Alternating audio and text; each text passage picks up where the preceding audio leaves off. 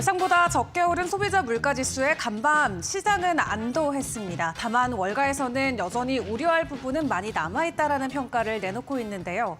이 관세와 관련된 인플레이션이 아직 본격적으로 적용되지 않았기 때문에 조금 더 시장을 지켜봐야 된다라는 입장을 보여주고 있습니다. 일단 간밤 발표됐던 지표 확인을 해보시면요. 이 2월 소비자 물가가 헤드라인 기준으로는 한 달 동안 0.2%포인트 올랐고요. 연간 기준으로는 2.8% 상승을 했습니다. 그리고 에너지와 식품 가격을 제외한 핵심 CPI도 0.2%포인트 상승에 그치면서 시장의 예상치를 하회하기도 했고요. 또 21년 이후로 월간 상승률로는 가장 적은 상승폭을 보였습니다.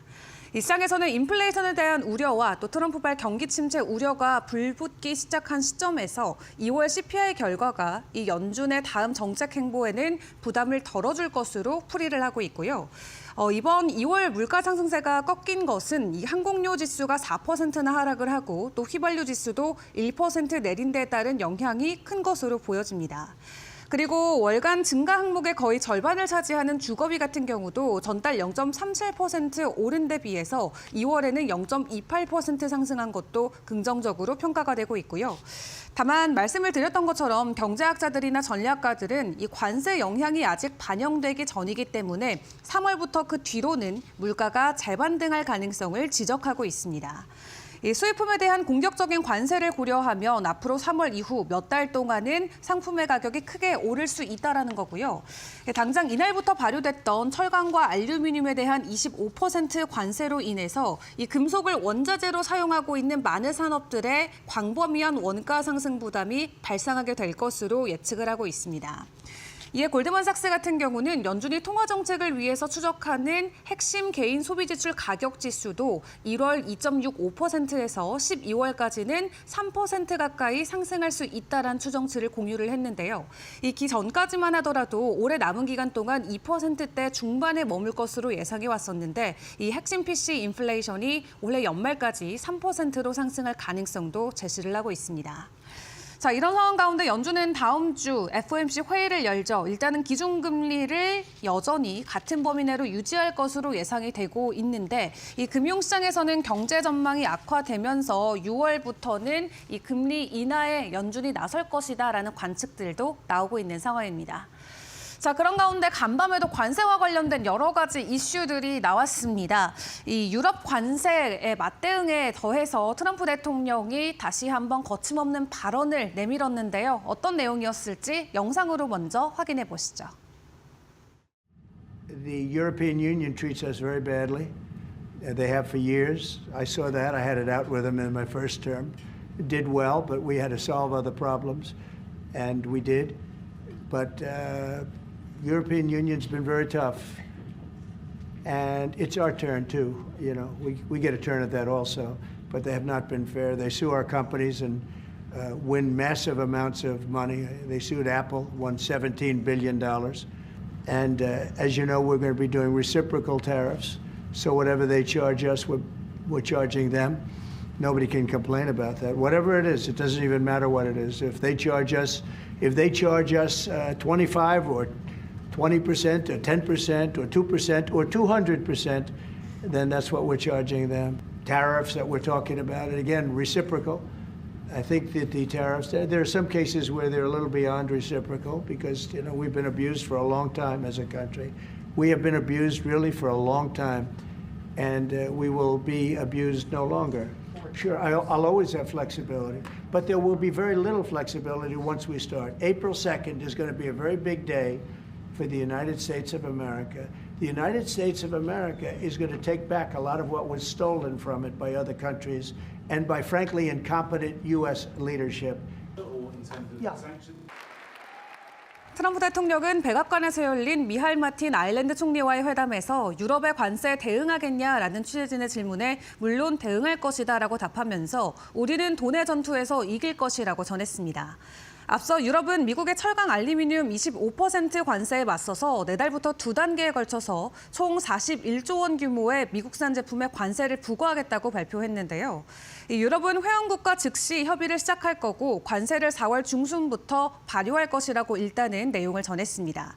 이번 유럽의 관세 같은 경우는 트럼프 1기에 부과했던 유사한 보복 관세의 거의 4배에 달하는 수준으로 확인되고 있고요. 또 트럼프 새로운 관세로 유럽은 우선 기존에 중단됐던 80억 달러 규모의 미국 제품에 대한 관세를 3월 말부터 다시 부과시킨다고 합니다. 사실 유럽뿐만 아니라 캐나다 쪽에서도 간밤 추가적인 대응의 소식을 전해오기도 했는데요. 이 미국의 30조 원 규모의 보복 관세를 부과할 계획이 있다라고 구체적인 내용이 공개가 됐습니다. 이 캐나다 같은 경우는 미국의 철강과 알루미늄을 공급하는 가장 큰 외국 공급 업체인데 이 트럼프 대통령의 철강 관세에 대한 맞대응으로 풀이를 해볼 수가 있겠습니다. 어제도 미국과 캐나다가 서로 이렇게 관세 부과 계획을 번복하면서 증시에 혼란을 더했었는데 오늘도 추가 관세 조치 소식이 전해진 거고요. 그런 가운데 캐나다 중앙은행 같은 경우는 이 트럼프 관세 위협에 대응하고자 7번째 금리 인하를 간밤 단행을 했습니다. 금리 3%에서 2.75%로 0.25%포인트 인하한 상황이고요. 일단 트럼프 대통령은 이렇게 오락가락한 관세를 놓고 나는 일관성이 없는 게 아니라 유연적으로 대응하고 있는 것이다라고 현재 상황을 평가하기도 했는데요. 앞서 영상에서도 확인해 본 것 같이 다른 국가들이 맞대응을 한다면 그 이상의 조치를 취하겠다라고 더욱더 강력한 경고장을 보내고 있는 트럼프입니다. 앞으로의 증시 상황에는 어떤 또 불안정한 변동성들이 나타날지 계속해서 저희와 함께 점검을 해보시고요. 이런 상황에도 불구하고 간밤 이 M7 종목들이 큰 폭의 반등 흐름을 보였죠. 그 가운데 엔비디아도 다시 한번 가격에 탄력이 실리는 모습이 나오고 있는데 시장에서는 엔비디아 안에서 여전히 긍정적인 상승의 모멘텀이 풍성하다라고 이야기를 하고 있습니다. 간밤 엔비디아는 6%대 가격 상승을 보였는데요. 긍정적인 모멘텀 첫 번째로는 일단 대만의 TSMC가 인텔에 대한 합작 투자를 엔비디아 등에 제한했다라는 점이 될 것 같습니다.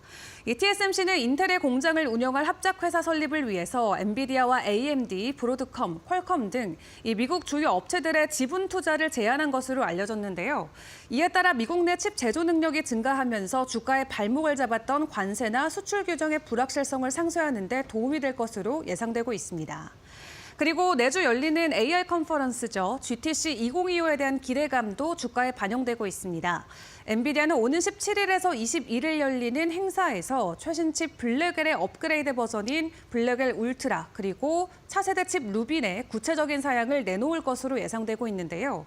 현재 해당 컨퍼런스를 놓고 월가에서도 굉장히 기대감이 나오고 있습니다. 시티그룹 같은 경우는 엔비디아에 대해서 하락이 나온다면 매수의 기회다라고 분석을 하면서 오는 17일부터 열리는 GTC 컨퍼런스가 투자자들에게는 중요한 이벤트가 될 것이라고 전했습니다. 이 투자자들의 초점은 블랙웰 울트라와 루빈의 사양, 그중에서도 맞춤형 ASIC 솔루션 대비 추론 성능에 맞춰져 있을 것으로 예상하고 있는데요. 일단 엔비디아 주가 자체가 역사적인 주가 수익률 저점인 19배 아래에서 거래되고 있다는 점에서 AI 수출 제한에 대한 우려를 완전히 무시할 수 있을 정도로 충분히 매력적인 구간에 엔비디아 주가가 내려와 있다라고 이야기를 하고 있습니다. 올 한 해 여전히 실적과 관련돼서는 긍정적인 가이던스가 제시되고 있는 엔비디아, 다음 주 컨퍼런스를 앞두고 긍정적인 가격의 변동성이 계속해서 나올 수 있을지 함께 지켜보시죠. 자, 그런 가운데 테슬라도 엔비디아와 동일한 폭의 가격 상승을 간밤 보였습니다. 그럼에도 불구하고 월가 안에서의 평가는 앞서 확인했던 엔비디아와는 정반대 의견들이 많이 나왔는데요. 간밤에도 테슬라의 목표 주가를 하향 조정하는 월가의 리포트들이 많이 공개가 됐습니다. 일단 테슬라 같은 경우는 추가적인 가격 상승을 보여주긴 했지만 월가에서 목표 주가를 일제히 하향 조정을 했는데요. 우선 에버코어의 리포트부터 체크를 해보도록 하겠습니다. 에버코어 같은 경우는 올해 테슬라의 판매 전망치를 다시 한번 하향 조정했습니다. 이 일론 머스크에 대한 반대 기류가 미국뿐만 아니라 유럽이나 중국 또 오세아니아까지 급속히 번지고 있는 가운데 테슬라의 판매 부진이 회복되기 어려울 것이다라는 전망을 내놨는데요.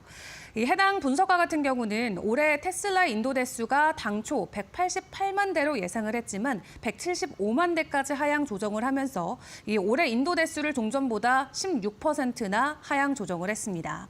그리고 테슬라가 곧 라인업을 확장할 수 있을지 투자자들이 점점 더 의구심을 갖고 있다라는 말도 남기기도 했는데 여러 가지 위험 요인을 언급하면서 일단 목표 주가 270달러에서 235달러까지 하향 조정을 했습니다.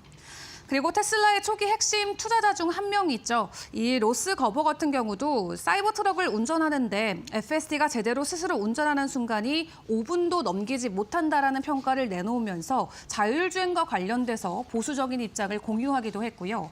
이뿐만 아니라 JP 모건 같은 경우는 2년 연속 납품 감소를 예상하면서 테슬라의 목표 주가를 낮췄고 또 기존 고객이나 잠재적 신규 구매자들의 전기차 제조업체에 대한 심리가 변화하고 있다는 지적의 글을 공유를 했습니다. 이에 JP 모건도 목표 주가 기존 135달러에서 120달러까지 하향 조정을 했습니다. 자, 그런 가운데 포니 AI의 CEO인 제임스 펑 같은 경우는 이 모두가 기다려왔던 테슬라의 로보택시가 올해 안에 서비스를 출시할 수 있을까에 대한 여부를 놓고 우려감을 표명하기도 했습니다. 간밤 있었던 CNBC와의 인터뷰에서 테슬라는 사업의 규모가 크긴 하지만 아직까지 대규모 테스트가 진행되는 것을 보지 못했다라고 발언하면서 이 미국에서는 웨이모 차량이 이미 대중화돼 있는데 아직 테슬라는 그렇지 못하다라고 이야기를 했습니다. 그런 가운데 테슬라 주가 올해 들어 벌써 40%나 폭락을 하면서 S&P 500 지수에서는 가장 많이 하락한 주식 중 하나가 됐는데요. 그런 가운데 트럼프 대통령이 일론 머스크를 지원하기 위해서 백악관 앞마당에서 테슬라 차량들을 세워놓고 모델 S를 직접 구매하면서 머스크를 추켜 세우기도 했습니다. 그러면서 테슬라가 미국에서 가장 훌륭한 차의 하나라고 이야기를 하면서 본인 손녀에게도 사이버 트럭을 사주겠다라고 언급하기도 했는데 이러한 트럼프의 적극적인 지지 행동 덕분일지 간밤에 이 추가적인 월가의 목표 하락 소식에도 불구하고 테슬라는 큰 폭의 반등을 보이기도 했습니다. 자, 그런 가운데 마지막으로 암호화폐 시장의 분위기는 어떠했을지도 함께 체크를 해보시죠. 긍정적인 CPI와 함께 간밤 뉴욕 증시가 나름 반등에 성공을 해줬음에도 불구하고 비트코인은 장중에 84,000달러의 고점을 찍고 다시 한번 추가적인 가격 조정이 나왔습니다. 현재 시각 기준으로는 전일 대비 0.4% 오른 83,000달러 선을 지나가고 있는 상황인데요. 그래도 75,000달러의 지지를 이겨낸 채 추가적인 가격 상승을 나름 보여주고 있는 상황인데 현재 수준에서 추가적인 가격 급등이 나올 수 있을지 앞으로의 증시 상황도 꼼꼼하게 체크해 보시는 게 중요할 것 같습니다. 지금까지 머스노 5 시간이었습니다.